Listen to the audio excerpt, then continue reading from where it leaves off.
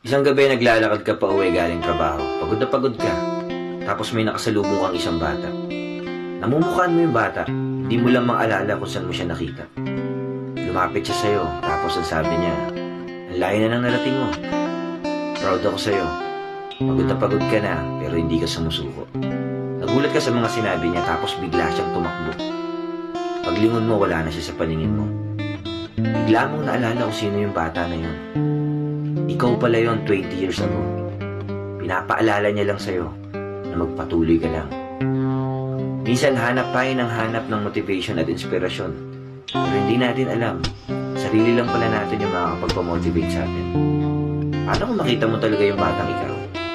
Ano kayang sasabihin niya sa'yo? O ano kaya yung sasabihin mo sa kanya? Maging proud kaya kayo sa isa't isa.